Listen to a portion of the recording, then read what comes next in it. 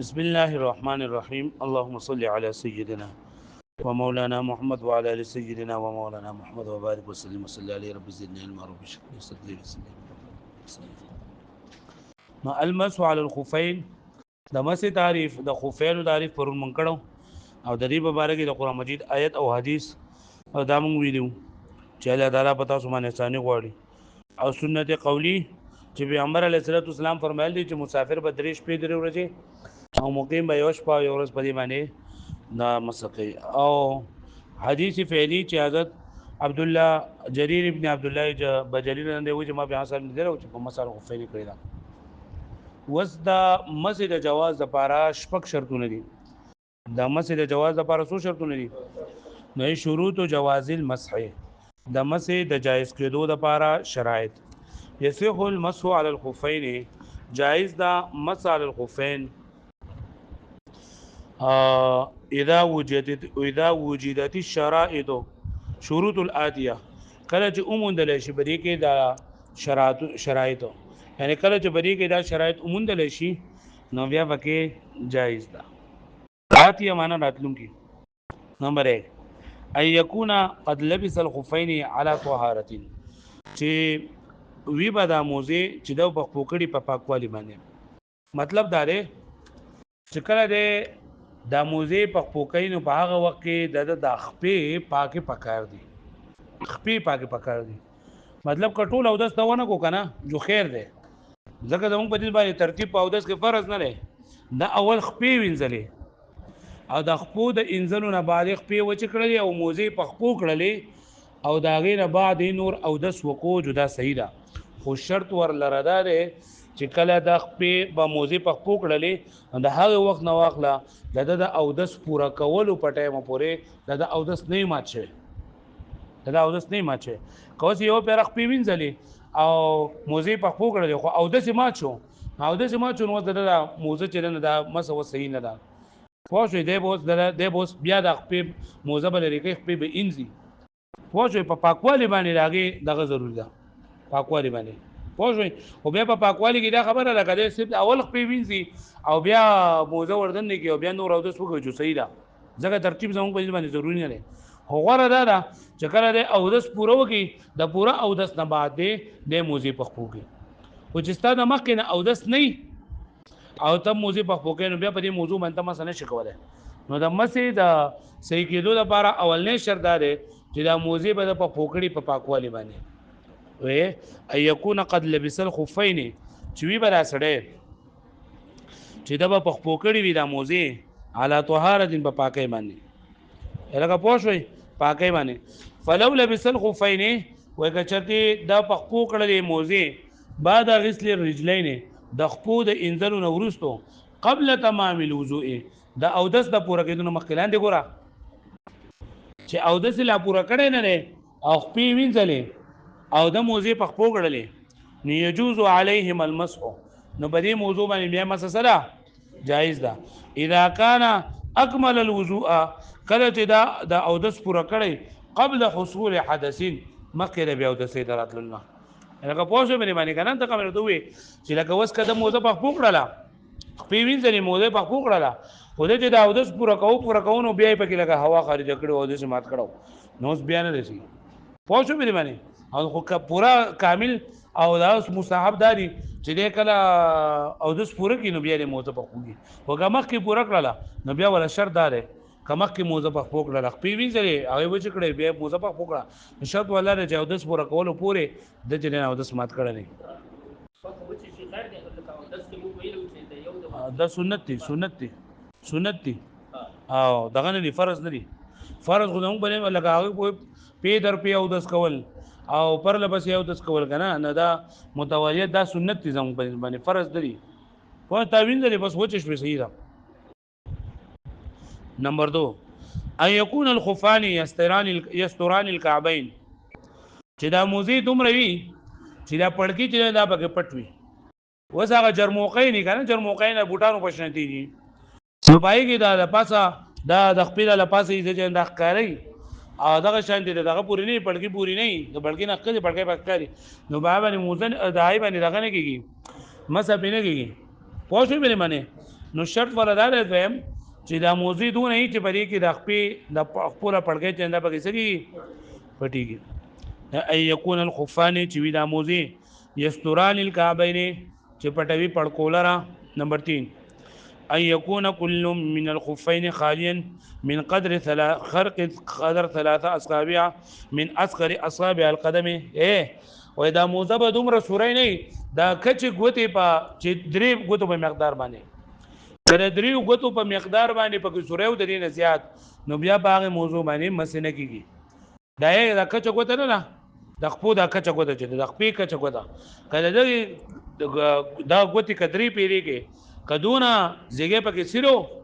نو بیا باغ باندې مسجن نه کی کله نه کوم نو بیا بيږي غزياتو بیا په نه کیږي ان يكون كل من الخفين چې وی هر یو د دوانو موزونه خاليا خالي من خرق د سریوالنا من خرق د سنه د سریوالنا سونه سریواله قدر 3 اصابع په مقدار د دریو غتو ولکه د لاسو د قټه غته مراد نه من اصغر اصابع القدم د خپو د غوتو د کچ غوتنه یعنی په خپو کې چې دا کومه کچ غوته دا نه دغه دریو غتو په مقدار باندې کبري کې سورې وو نو بیا په دې باندې کې په یو موزه کې هم او په بل موزه کې هم کا په یو موزه کې بیا په هم نه کېږي پوه شئ او کوی چې یو نیم په یو کې یو نیم په بل کې دواړه دي راځم کړل نو درې دې جوړ شول نو دا صحیح نه ده بیا په یو کې به درې غوتې پکار دي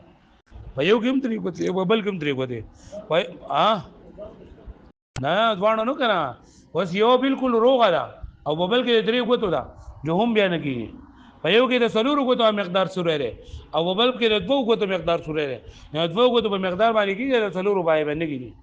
لکه پوه شئ سلورم اي يستمسك على الرجلين بدون شد چې دا ودرېږي په خپو باندې په غیر د تړلو نه مطلب دا کنه کته په کې زنجیر نه لګولې او اسیم په خپو باندې ودرېږي وسلکه جورابي دي کنه زمنګ دا کمی جورابي چی نو دا تخپو ته چې په دې کې دا لیلون لګېدلې او دې ته دا جورابو کې دا دغه دا لیس لګېدلې دي چې ته دا چې دا په کې نه دا جورابي په خپل ځای باندې نه ودرېږي پوه شئ نو دا په دې دا دغه دا لیلون په کې لګېدل دا سول لګېدل دا چې دا په کې نه نو په موزه کې دا شرط دی چې په غیر د تړلو نه با دا ودرېږي په مګ باندې نمبر 5 ايمنع وصول الماء الى القدمين چې منبوي منکای با رسیدل د ابو خپوتا مطلب دا موزي به د سیوی چې خپوتا به پکې او بنه رسی خپه بنه لم دیږي کته په ابو کې روانه یا په ابو کې بلون ځای باندې کېږي نو خپه بنه لم دیږي ايمنع وصول الماء چې منکوي رسیدل د ابو الى القدمين خپوتا شپغم ايمكن تتابع المشي فيهما چې ممکن وي پر لپسې تلل پدې کې درې میله پورې پکې تتلې شي بغیر د پیزار نه پکې تتلې شي واغه سریږي نو هغه پوه شئ دا شرطونه بیا دي یو غدا چې په پاکۍ باندې دویم په کوم موضوع باندې مسکیږي نو هغه موضوع چې اول په پاکوالي باندې په پوکل شي دویم دا چې دا موضوع نه چې هغه دغه پټای پړکی پټای دریم نمبر دا موضوع د سیوی چې بای کې دونه سو د درې غوتو په مقدار باندې پکې سورې نه سلورم نمبر چې په خپو باندې ولاړ وي په غیر د تړلو نه او قدمونه د ابو د رسیدونو ته اندامه کوي او شپږم نمبر چې پدې کې پر لپسې تلل اوس پدې کې په دې زمانه کې بعض خلک د سړي چې زمنګ پدې جوراب باندې مسې کوي په جوراب باندې څه کوي مسې کوي نو پدې جوراب باندې په خپل باندې وای چې پدې باندې مسې کیږي نه کیږي په ولې ځکه د موجوده پر یو شرط دی چې دا په خپل ځای باندې ودرېږي دې ته وګوره دا ودرې نه اوس موزه د دې څه دا کنه موزه به دې په قلار باندې ودرېږي دا نه ودرېږي پوه شئ بل دا چې د موزه پر یو شرط دی چې وب ورته نه نږي دا ته په وب کوله وب دې پوره را پوروږي بل دا چې د موجوده پر شرط دی چې پر لپسې درې میله په کتل کېږي په دې کې ته بغیر د پیدا نه یو میل وګرځي دا به سورې شي څنګه پوه شئ په دې باندې پوه شئ نو په دې موضوع په دې جوراب باندې مسنه کېږي په حدیث شریف کې دا خلک چې دي کنه د ستاسو غیر چا پیر بډیر شیخ لګي دو ځان د پاره په دلیل کې دا خبره پېښ کړي چې په حدیث کې جوربین ټکي راغله نو په حدیث کې چې کم جوربین راغله نو هغه جوربینو د پاره دا شرایط دي بل دا چې دې ته په پښتو کې جوربین وای په اردو کې ورته جوراب وای او په عربي کې دې ته جوربین نه وای پوه شو به معنی په عربی کې ته جوراب نه وای په دې خبره باندې پوه شوي نو چې په حدیث کې د جوراب ټکی راغلی ما جوراب ټکی راغلی خو په پښتو کې ته د جوراب نه او چړلی دي دا او جوراب نه دي هغه پوه شو به معنی په دې خبره باندې پوه شوي نو چې فرض المسح وسنته دا